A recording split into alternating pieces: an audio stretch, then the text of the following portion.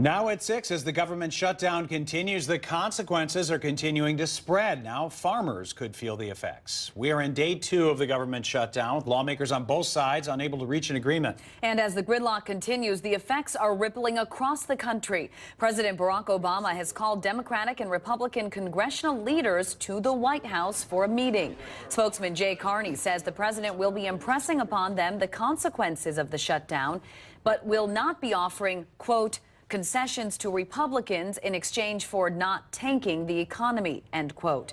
Along with House Speaker John Boehner, Senate GOP leader Mitch McConnell, and the Democratic leaders of the Senate and House, Harry Reid and Nancy Pelosi, they will all be meeting with the president.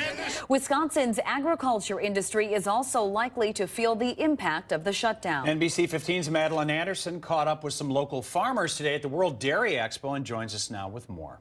Those farmers who rely on contractual payments may have to wait a while to receive their money from the government.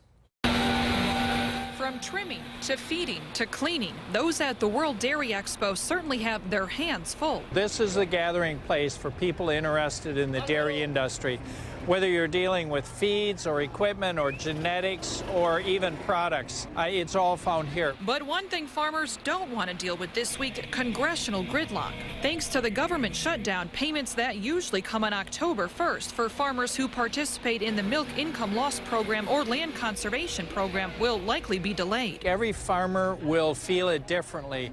Some are now in the middle of harvesting, so they will be taking in some money. Others may have planned for that particular batch of money or chunk of money to cover some of their expenses, and so they're going to have to work with those people they owe money with and offer them a solution until they get their payments. It's a sizable thing that you kind of plan on every year, and you have rent due, and it's kind of nice to know that you should be getting this check, and now you don't have any idea if it is going to come. Randy Orth raises 250 Jersey cows on his dairy farm in Lancaster. He says the uncertainty surrounding the impact of the shutdown is what's most worrisome. I really know very little because nothing has really been said about what's going on or whatever. Most people here have never really experienced what a shutdown means. The state's ag secretary says people who have applied for or have loans through the Farm Service Agency are also likely to be affected since the agency is now closed. His advice to Wisconsin farmers: whatever their financial situation, don't depend on the government money.